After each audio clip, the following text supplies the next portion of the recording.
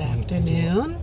Today I am actually being chauffeured around by my new driver here, and I thought, you know what, I had a great conversation with one of my colleagues about proof of income, and I thought that would be some helpful information for some of you people out there. So ordinarily, if you're going to be renting an apartment, a condo, a house, whatever, landlords are usually looking to see that a renter earns at least 3 times the rent gross monthly as your household income. So if there are 2 people in the household contributing towards the bills, as long as both of their income combined is 3 times the rent gross, that's before taxes, right? Then you're going to be in good shape. But what does proof of income really look like? So proof of income would be your pay stubs that you receive from your employer showing that for at least 30 days you do receive a specific income. Now, many of us are self-employed or gig workers. We have a maybe non-traditional pay stub. So what does that look like? Well, simply put, if you are, say, self-employed, or you're someone who invoices a client in order to be compensated, showing those invoices is going to be, I'd say, half of proving what your income is.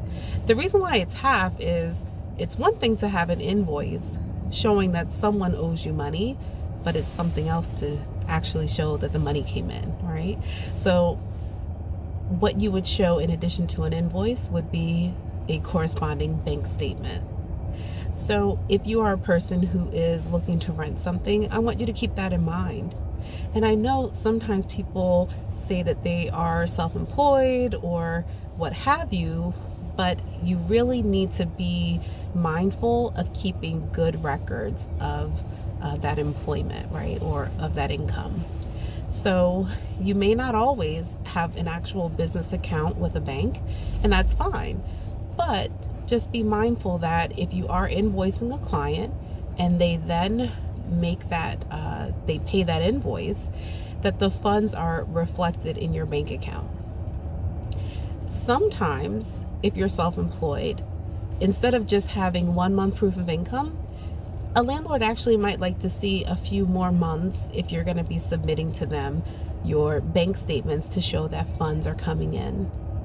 And if you're looking to rent commercial space, well, that's kind of a different ball game, but you should be prepared always to show at least 3 months of bank statements and possibly your last tax return, depending on the circumstances and the comfort level of the landlord. I thought it would be helpful to give you guys this information because I know sometimes people are inquiring about apartments and they really just don't know how to prove their income or what does it really look like.